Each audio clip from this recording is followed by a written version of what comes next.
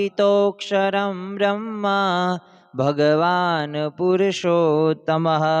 जनो जानिदं सत्यं मुच्यते भवबन्धनात्। ॐ सहना भवतु सहनो भुनक्तु सह वीर्यं करवावहै तेजस्विनावधीतमस्तु मा विद्विषावहै। ओम शांति शांति शांति।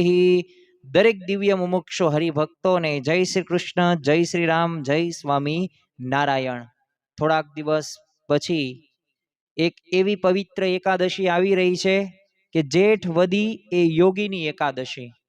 आजनी सभानी अंदर આપણે સર્વ કોઈ મુમુક્ષો બેઠા છીએ તો આપણા મનની અંદર પ્રશ્ન થતા હશે કે જે અમારે તારીખ 11 તારીખને શનિવારે જે યોગીની એકાદશી છે તો અમારે શા માટે યોગીની એકાદશી કરવી જોઈએ અને એ યોગીની એકાદશી માટે અમારા જીવનની અંદર અમે કેવી રીતે આગળ વધી શકીએ અને ખરેખર અમે યોગી એકાદશી કરીએ તો અમારા જીવનમાં અમને શું ફળ પ્રાપ્ત થાય।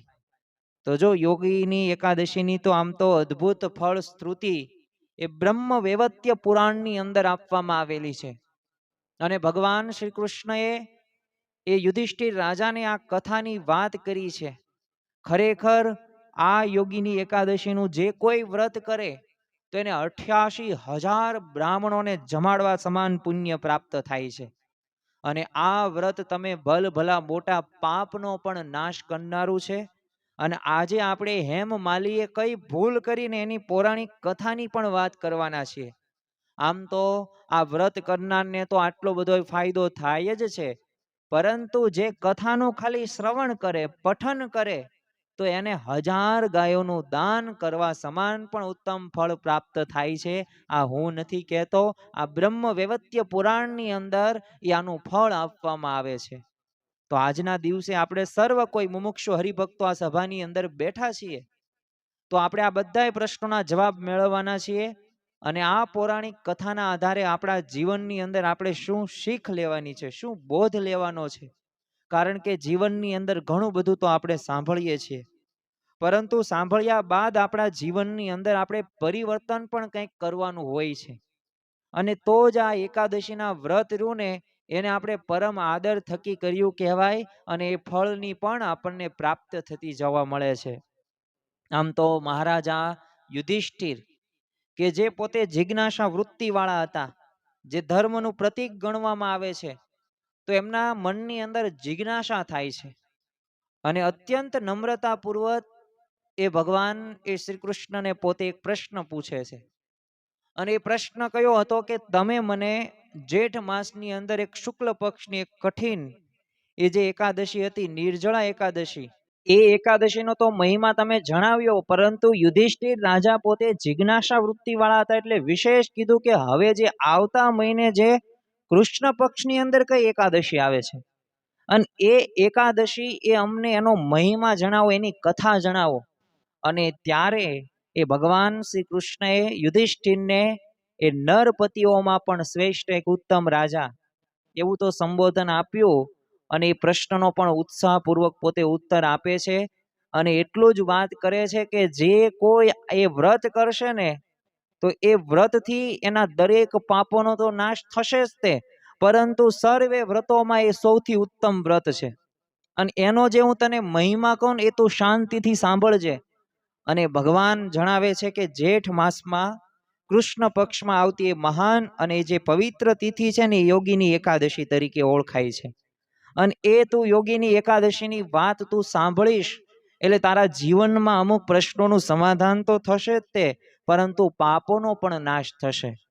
साथे साथे श्री कृष्ण भगवान जणावे छे के एकादशीनुं व्रत एटलुं प्रभावशाળી छे ने के मनुष्यना भूतकाळना गमे एवा नाना मोटानो पापो होय एनो क्षय करी नाखे छे અને ખરેખર જે પાપોનું પ્રાયશ્ચિત સામાન્ય તપસ્યાથી પણ શક્ય નથી ને એવા અતિ ભયંકર પાપોમાંથી પણ આ વ્રત જીવાત્માને એક સંપૂર્ણ મુક્તિ પણ અપાવે છે। અને જો જીવનનો આધાર તમે જો કે સંસારી જીવો માટે આ વ્રત એક આશાનું કિરણ છે. આપણે સર્વ કોઈ ભક્તો બેઠા છીએ, આપણે ભગવાનને પામવા છે, આપણે ભગવાનને મેળવવા છે, આપણે ધર્મ અર્થ કામ અને મોક્ષ નું એક સંતુલન કરવું છે. તો એના માટે આ એકાદશી શ્રેષ્ઠમાં શ્રેષ્ઠ ગણી શકાય. એટલે આ કાંઈ એક આધ્યાત્મિક નહીં, એક ભૌતિક લાભ પણ આપણને ઘણો બધો આપે છે. અને ખરેખર બંને એક સાથે, એક ભોગ હોય કે મોક્ષ હોય, એ બંને આપણને એકાદશીના વ્રતોથી પ્રાપ્ત થતું જોવા મળે છે. અને આ વ્રતનો મહિમા એ માત્ર પૃથ્વી ઉપર સીમિત નથી. એ સ્વર્ગ લોક હોય, મૃત્યુ લોક હોય કે પાતાળ લોક હોય, આ જગતની અંદર આ યોગીની એકાદશીનો એ પ્રસિદ્ધિ છે. એની કથા પણ એ ગવાય છે, કથાનું શ્રવણ થાય છે, પઠન થાય છે, અને એ પ્રમાણે યોગીની એકાદશી પણ એ કરવામાં આવે છે. અને ખરેખર જો આ ભવસાગરની એક નૌકા છે, જેમાં આપણે સર્વ કોઈ એ બેઠા છીએ. અમુક વખત એ હાલક ડોલક થવાનું છે, અમુક વખત એ પરિસ્થિતિ એ સારી કે ખરાબ થવાની છે. એ અજ્ઞાન અને દુઃખોથી ભરેલી આપણે આ સંસાર રૂપી સમુદ્રની અંદર જો ડૂબી રહેલા આપણે સર્વ કોઈ જીવો છીએ.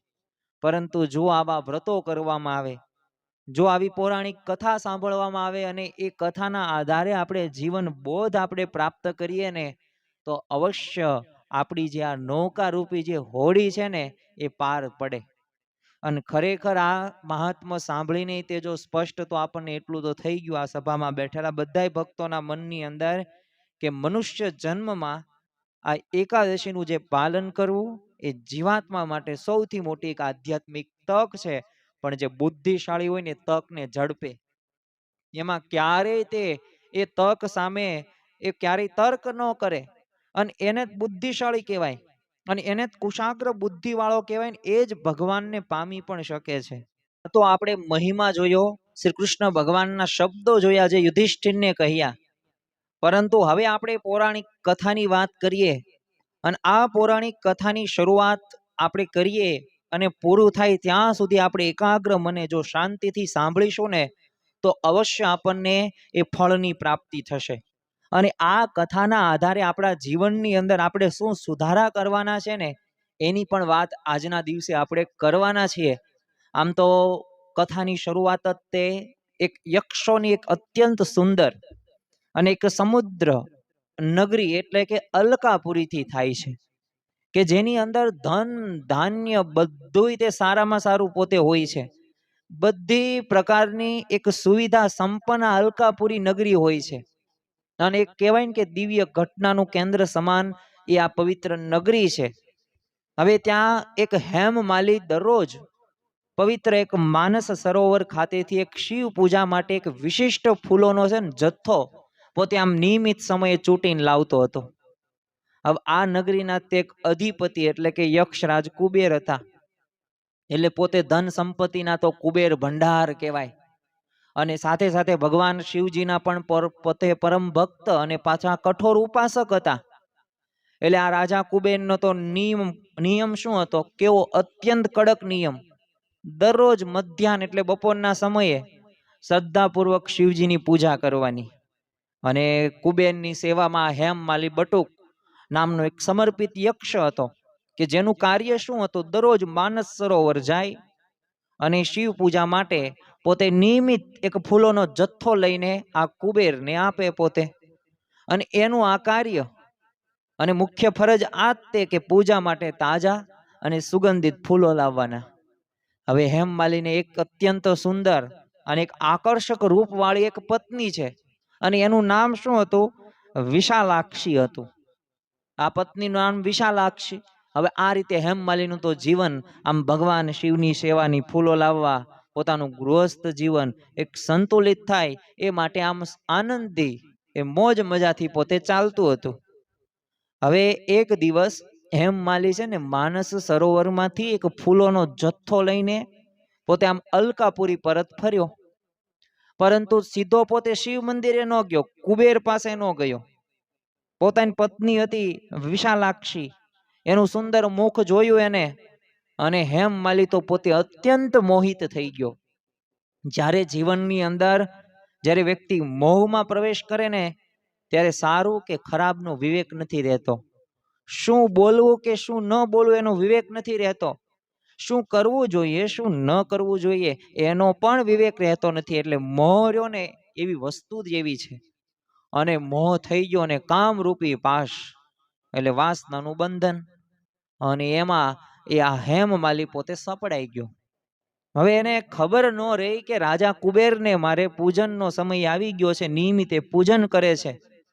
અને મોહમાં તો સ્ત્રીમાં એટલો બધો અંત થઈ ગયો ને કે એનું જે કર્તવ્ય હતું ને કર્તવ્યનું એને ભાન ન રહ્યું.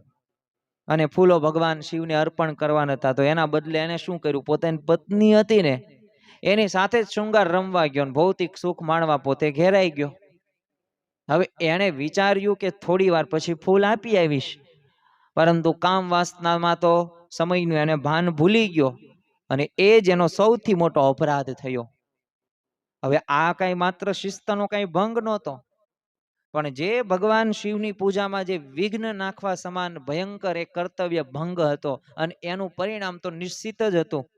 જીવનમાં ઘણી બધી વખત આપણે એવા કુકર્મો કરીએ તો એનું ફળ ભોગવવું જ પડશે, આજે નહીં તો આવતીકાલે. પણ જો તમે ભગવાન કે સંતના શરણે ગયા તો તમારા પ્રારબ્ધ રહ્યા, તમારા ભૂંડા કર્મ રહ્યા ને એ પણ રૂડા થઈ જાય છે. કારણ કે તમારા પ્રતાપ થકી પાંગળો પર્વત ચડે, તમારા પ્રતાપ થકી મુખો મુખ વેદ ભણે. તો જો ભગવાનના પ્રતાપથી એ પાંગળો હોય ને એ પર્વત ચડી જાય. અરે મૂંગો હોય તો એ પણ બોલો વેદ ભણવા લાગે. પણ એ ભગવાનને સંતનો પ્રતાપ હોય, એમની કૃપા દ્રષ્ટિ થાય ને તો શક્ય છે. અને તમે જો કર્તવ્યનો ભંગ કર્યો એટલે પરિણામ તો મળવાનું જ હતું. અને આ ખરેખર આ ઘટના આપણને એક દર્શાવે, જ્યારે મનુષ્ય પોતાનો એ કર્તવ્ય કરતા ભૌતિક આસક્તિને જ્યારે વધુ મહત્વ આપે છે ને, ત્યારે એની પતનની શરૂઆત થાય છે, ત્યારે એની પડતીની શરૂઆત થાય છે. કર્મણે વાધિકારસ્તે માં ફલેશુ કદાચન. કર્મ કરવામાં અધિકાર છે, ફળની અપેક્ષા રાખવાની જરૂર નથી. પણ કર્તવ્ય કર્મ કેવું કરવું ને એ આપણા ઉપર આધાર છે. જો તમે સારું કર્મ કરો તો સારું ફળ પ્રાપ્ત થાય. જો તમે ખરાબ કર્મ કરો તો ખરાબ ફળ પણ પ્રાપ્ત થાય. હવે પરિસ્થિતિ એવી બની કે મધ્યાહન પૂજાની અંદર એ વિલંબ થાય છે. દેવ મંદિરમાં તો શિવજીની પૂજા કરવા માટે બધું તૈયાર હતું.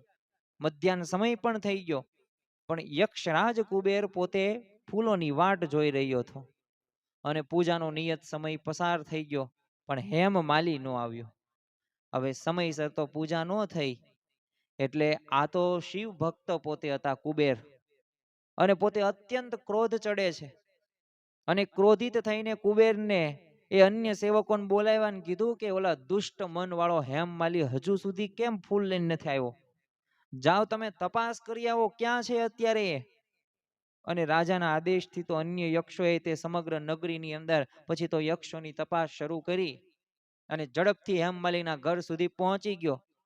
અને યક્ષોએ તો પરત આવીને રાજાને સત્ય બધી હકીકત જણાવી દીધી કે મહારાજ, એ તો હેમમાલીમાં એ સ્ત્રીમાં આસક્ત થઈને પોતાની પત્ની સાથે ઘરમાં જ કીડા કરી રહ્યો છે.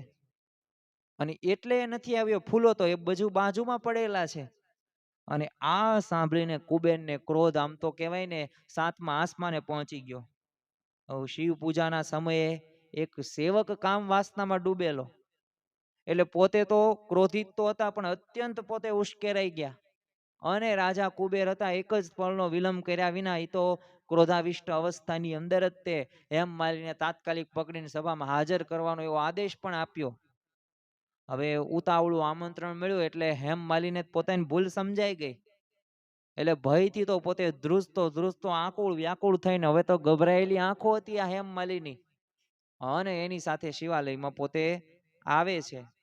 અને હેમમાલીને જોતા જ તે કુબેરના હોઠ ક્રોધથી ફરકવા લાગ્યા. અને આંખો ગુસ્સાથી તો લાલચોળ નેત્ર પણ બની ગયેલા. એટલે રાજા કુબેરે છે ને ગર્જના કરતા કીધું કે પાપી, તે તારી વાસના ખાતર આજે મહાદેવ જેવા મહાન દેવોનું અપમાન કર્યું છે. અને જો તેને શ્રાપ આપવાની શરૂઆત કરી દે છે, 3 શ્રાપ આપે છે. જો જીવનમાં જ્યારે એવી પરિસ્થિતિ થાય ને, તો એ પરિસ્થિતિનો એ સામનો કરવો પણ જરૂરી છે. ભૂલ કરી એટલે ભૂલનો સામે એ પ્રતિકાર પણ મળવાનો જ છે. અને તરત તે પ્રથમ જ તે દંડ આપે છે, અને એ દંડ હતો વિયોગનો. એ કુબેર ભયંકર શ્રાપ આપતા કહે છે એ હેમ માલીને કે જે સ્ત્રીમાં તું મોહમાં તે કર્તવ્ય છોડ્યું છે ને, જા હું તને તે જ સ્ત્રીનો વિયોગ કાયમી તને છે ને આપું છું. આ પહેલો શ્રાપ હતો. કુબેર તો એ પોતે અત્યંત ક્રોધી હતા અને થઈ ગયેલા, કારણ કે શિવજીની પૂજામાં વિલંબ થયેલો, એટલે બીજો દંડ આપે છે શારીરિક પીડા, કે તારું આ શરીર જો ભયંકર રોગથી ગ્રસ્ત થશે અને તું કદરૂપો અને રક્તપિત્ત વાળો કોઢિયો બની જઈશ. આ બીજો શ્રાપ. અને ત્રીજો દંડ આપે છે કે તારું પતન થશે, કે તું આ યક્ષના દિવ્ય સ્થાનને લાયક નથી, આ સ્થાન પરથી ભ્રષ્ટ થઈને તું પૃથ્વી ઉપર કોઈ અધમ સ્થાનકમાં જઈને પડીશ, એટલે કે નીચલી ગતિને તું પામીશ. આવા 3 શ્રાપ આપે છે. અને જો આ કર્મનો સિદ્ધાંત, સારા કામનું સારું ફળ, ખરાબ કામનું ખરાબ ફળ, જેવું વાવો તેવું લણો, એના જેવી વાત. કર્મતણો સિદ્ધાંત સનાતન, કર્મતણો સિદ્ધાંત સનાતન. આ સભામાં બેઠેલા ભક્તો જો અંદરો અંદર પોતે એવા ખરાબ વિચારોથી ભરેલા હશે ને, તો એ કર્મનું ફળ પણ તમારે ભોગવવું પડશે. અને ખરેખર આ ઘટના એ જ સ્પષ્ટ કરે છે કે દેવી કાર્યોમાં પ્રમાદ કે બેદરકારી રહીને એ ભયંકર પરિણામો લાવે છે, અને વ્યક્તિએ પોતાના કર્મનું ફળ રહ્યું ને તરત જ ભોગવવું પડે છે. અને ભોગવવું જ પડે, કારણ કે તમે કર્મ જેવું કર્યું હોય, તમે ધંધા જેવા કર્યા હોય ને, તો ભગવાનને સંત રહ્યા ને એનું કર્મ તમને ફળ આપે. એક તો તમારું જોડાણ નથી ભગવાનમાં, એક તો તમે નિયમિત રીતે પૂજા કે જે તે પ્રકાર આરતી કે થાળ નથી કરતા, કે દેવ દર્શને મંદિરે નથી જતા, તો પછી એવી પરિસ્થિતિ આવવાની જ છે, અને એ પરિસ્થિતિનો સામનો કરવો જ પડશે. જ્યાં રાજા કુબેરનો એ આવો શ્રાપ મળે છે ને, એટલે તરત તે હેમમાલી પોતે સ્વર્ગલોકમાંથી સીધો પૃથ્વીના એક ભયંકર જંગલની અંદર પટકાયો, અને તરત જ તેના શરીરમાં કોઢની પીડા શરૂ થઈ ગઈ. અને પાછું વનની ભયાનકતા એવી કે અસહ્ય પીડા વચ્ચે તે પાછું અન્ન જળ વિના ભટકવાનું, અને એને પીવા માટે ટીપું પાણી કે ખાવા માટે ફળ પણ ન મળે. અને પાછું જો એ તાપથી બચવા પાછું છાયામાં બેસે ને, તો શરીરમાં બોલો અત્યંત પીડા થાય, અને સૂર્યના તડકામાં જાય તો પાછું દર્દ બમણું થઈ જાય. એટલે એકય વાતે પુગાય નહીં એવી પરિસ્થિતિ થઈ ગઈ. અને એનું જીવન તો આમ કહેવાય નરક સમાન બની ગયું. દિવસ રાત્રિનું દુઃખ ઘેરી વળ્યું. એક તો વિયોગ પણ થયો, શારીરિક પીડા પણ એટલું, પર્યાવરણ તરીકે પણ એને શાંતિ નહીં. એ તડકા કે છાયા એકયમાં એને શાંતિ ન થાય, અને સાથે સાથે એના દિવસ રોગની જલન શાંત ન થઈને તો રાત્રે પાછી પીડા પણ ન આવે. તો આવી રીતે એની પરિસ્થિતિ થઈ ગઈ. અને ખરેખર આટલા ભયંકર પાપ છતાં પણ એણે જે નિષ્ઠાપૂર્વક જે શિવ પૂજા માટે એ જે ફૂલો લાવ્યો હતો ને, એનું પુણ્ય બચી ગયેલું. જો જીવનમાં તમે સારું કરો છો ને, તો એ સારું પણ જમા પાસામાં ભગવાન કરે જ છે, અને એના જ પ્રભાવથી એને સ્મરણ શક્તિ નષ્ટ ન થઈ, અને પૂર્વના કર્મ ભૂલોને યાદ કરીને રડતો અને વનમાં ભટકતો રહ્યો. જે એના આધ્યાત્મિક જાગરણ અને એક ઉદાહરણનું પ્રથમ પગથિયું હતું. જો પશ્ચાતાપ માણસના જીવનની અંદર થવો પડે, ભૂલ થઈ ગઈ પણ પશ્ચાતાપ થતો નથી ને, તો એ મોટામાં મોટી મૂર્ખામી કહેવાય, અને એના લીધે જીવનમાં આપણે આગળ ન વધી શકીએ. અને જો એ પશ્ચાતાપના લીધે ઉદ્ધારનો માર્ગ પણ ધીમે ધીમે ખોલે છે. જો આપણે યોગીની એકાદશી કરવાના છીએ ને, તો જો આવી પરિસ્થિતિ એને કરી, એ આસક્તિના લીધે આવો શ્રાપ મળ્યો ને, પણ જો એને પશ્ચાતાપના લીધે એની ભૂલનો એને સ્વીકાર કર્યો ને, તો એના લીધે કેવો એને ફાયદો થયો. એમ આપણા જીવનમાં તે આ યોગીની એકાદશી આપણે કરવાની છે, તો એ ખરેખર એ ભાવથી આપણે કરીએ. થઈ ગયું એ થઈ ગયું, જાગ્યા ત્યારથી સવાર. આપણા જીવનમાં કંઈક જાણતા કે અજાણતા કંઈક એવી ભૂલ થઈ હોય ને, તો એને આપણે યાદ કરીએ ભગવાન સમક્ષ. આપણે એ ક્યારેય તે કોઈ પણ કપટ રહ્યું ને છુપાવવું નહીં, નિષ્કપટપણે વર્તવું, અને એનાથી જ તે ભગવાન રાજી થશે. આપણે જે ઈષ્ટદેવ ભગવાનને માનતા હોય, જે સંપ્રદાયને આપણે બિલોંગ કરતા હોય, જેને માનતા હોય, અને વર્ષો સુધી તે ભયંકર વનોમાં યા ભટકીને દુઃખ સહન કરતો કરતો હેમમાલી જો અંતે પર્વતોમાં સૌથી ઉત્તમ એવો પવિત્ર પર્વત એટલે હિમાંચલ પર્વત, ત્યાં પોતે પહોંચે છે. અને પોતાના શ્રાપિત એક રોગિષ્ટ અને પાપી સ્વરૂપના કારણે તે હેમમાલી પોતે આશ્રમની આમ છેક અંદર જવાની હિંમત ન કરી શક્યો, કારણ કે એને એનું પોતાની ભૂલ એને ખ્યાલ હતી. પણ ત્યાં ફરતા ફરતા એની નજર એક છે ને અદ્ભુત અને એક તેજસ્વી આશ્રમ ઉપર પડે છે, જે તપની ખાણ રૂપ અને મહાન જ્ઞાની હતા માર્કેન્ડેય મુનિ નો આશ્રમ ત્યાં હતો. અને પોતે અત્યંત દૂરથી જ તે આમ દીન થઈને નિસહાય થઈને પોતે આશ્રમના દ્વાર પાસે ઊભો છે, અને ત્યાં જ તે પોતે ત્યાં આ માર્કેન્ડ મુનિના દૂરથી નમસ્કાર કરે છે, હાથ જોડે છે. હવે આ જે માર્કેન્ડ મુનિ જે ઋષિ હતા ને કોઈ સામાન્ય મુનિ નહોતા. શાસ્ત્રો અનુસાર છે ને એમનું એ જે આયુષ્ય હતું ને બ્રહ્માના 7 દિવસનું આયુષ્ય જેટલું બોલો વિશાળ માનવામાં આવે છે. એટલે કોઈ સામાન્ય માર્કેન્ડ મુનિ ઋષિ નહોતા. અને એ આશ્રમનું વાતાવરણ એટલું બધું પવિત્ર હતું ને જ્ઞાનથી જ ભરેલું હતું. અને પાપી હેમમાલીને ત્યાં આશ્રમ સાક્ષાત બ્રહ્માની સભા જેવો દિવ્ય લાગેલો. મહાન સંતોના આશ્રમમાં પ્રવેશ માત્રથી જો જીવના એક ઉદ્ધારની પ્રક્રિયા શરૂ થાય છે. એટલે જ આપણને કહે છે ને, સંત સમાગમ કી જય હો નિષદિન સંત સમાગમ કી જય. તો એ સંતના સમાગમથી આપણામાં રહેલું અજ્ઞાન દૂર થાય છે. એ આપણામાં જીવનમાં રહેલો અંધકારમાં એક પ્રકાશમય દીપનું એક પ્રાગટ્ય થાય છે. અને ખરેખર મહાન સંતોના આશ્રમના પ્રવેશથી આ જો કાર્ય થયું. અને હેમાલીની આ નમ્રતાને ઋષિનું ધ્યાન પણ ખેંચ્યું. જીવનમાં નમ્રતા રાખવી, દાસ ભાવ રાખો, નિર્માનીપણે વર્તવું. ખાલી હાથ આવ્યા હતા ને ખાલી હાથે જશું, કંઈ જીવનમાં સાથે લઈ જવાના નથી. એ ગમે એટલા ધમ પછાડા આપણે કરતા હશું, પરંતુ એક સમય તો આવશે કે એ આપણો છેલ્લો દિવસ હશે. એ છેલ્લો આપણો એક ક્ષણ હશે કે જે આ બધું મૂકીને આપણે એ આપણા ધામમાં, જે આપણે ઈષ્ટદેવ ભગવાનને માનતા હોય એ ધામમાં જવાનું થશે. પણ જો કંઈક બાકી રહી ગયું તો પાછું ફરી વખત આવવું પણ પડશે. અને ખરેખર એ આ માર્કેન્ડ મુનિ તો પોતે કરુણામય હતા. અને પોતે એક દૂરથી પ્રમાણ કરતો એ જોયો એટલે તરત તે પરોપકાર, જો સંતનો સ્વભાવ હોય છે. માર્કેન્ડ મુનિ ઋષિ તો પોતે આ એમની પાસે જાય છે. અને એ ખરેખર ઋષિએ કરુણતાથી પૂછ્યું કે હે ભાઈ, હવે એમ માલીને તો ઓળખતા જ હતા, પરંતુ એમને એક અજાણતા પૂછ્યું કે તમે કયા પાપના કારણ કે આવે ભયંકર કોઢ તમને નીકળો છો, અને તું શા માટે આટલો બધો નિંદવા યોગ્ય ને દુખી દેખાય છે.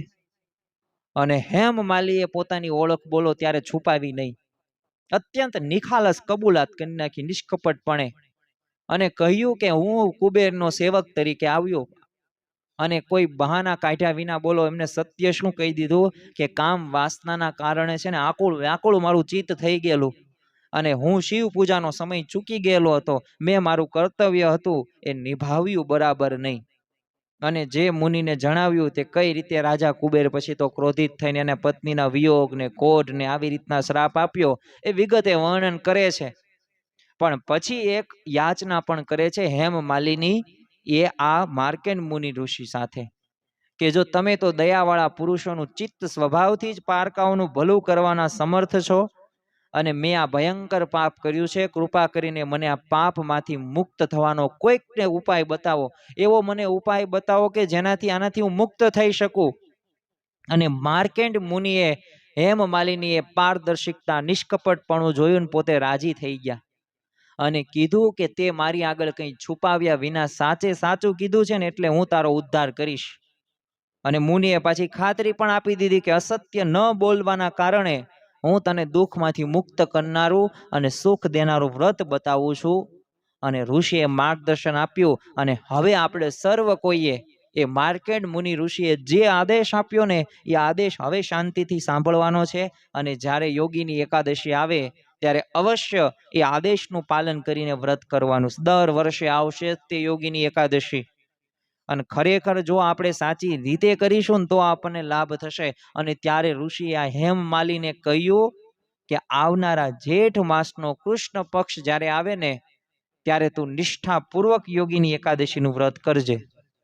અને ઋષિએ આશીર્વાદ આપ્યા કે આ એકાદશીના પુણ્યના પ્રભાવથી તારા તમામ પાપો નષ્ટ થશે. આ ભયંકર તને જે કોઢ થયો છે ને એમાંથી તને મુક્તિ મળશે. અને જ્યારે આ ઉદ્ધારની વાત સાંભળ્યો અને ત્યારે હેમ માલિની પોતે તો આ મુનિના ચરણોમાં પૃથ્વી ઉપર લાકડીની જેમ આમ દંડવત પ્રણામ કરે છે અને નીચે પડી ગયો. પણ પછી તો મુનિએ પ્રેમથી એને ઊભો પણ કર્યો અને ઉદ્ધારની આશાથી હેમ માલીએ તો અત્યંત આનંદથી એ અનુસારે પોતે વ્રત કરવાની તૈયારી પણ શરૂ કરી દીધી. અને મુનિ માર્કેટના માર્ગદર્શન મુજબ પછી તો શ્રદ્ધા સાથે આ યોગીની એકાદશીનું ઉત્તમ વ્રત પણ કર્યું અને એકાદશીનો જે મહિમા હતો ને એ પણ સિદ્ધ થયો. અને ખરેખર જે વ્રત પહેલાની જે સ્થિતિ હતી, ભયંકર રોગ કોઢના રોગથી પીડિત હતો, કદરૂપો દેખાવનો હતો, અરે અન્ન જળ વિના એ ભયાનક જંગલની અંદર ભટકતો એક જીવન જીવતો હતો. અને પાછું પ્રિય પત્ની હતી વિશાલા લાક્ષી, તો એનાથી તો વિયોગ એને થઈ જ ગયેલો હતો. અને દેવલોકમાંથી ભ્રષ્ટ થઈને પોતે પાપી થઈને પોતે નિંદનીય અવસ્થાની અંદર હતો. પણ જો આ વ્રત પહેલાની સ્થિતિ હતી, પણ વ્રત કર્યું અને મહિમા સાથે કર્યું, વિધિ પૂર્વક કર્યું, તો બોલો રોગ મુક્ત થઈને ફરીથી દેવતાના સરખું એ રૂપ દિવ્ય અને તેજસ્વી શરીરને પ્રાપ્ત કરી નાખ્યું.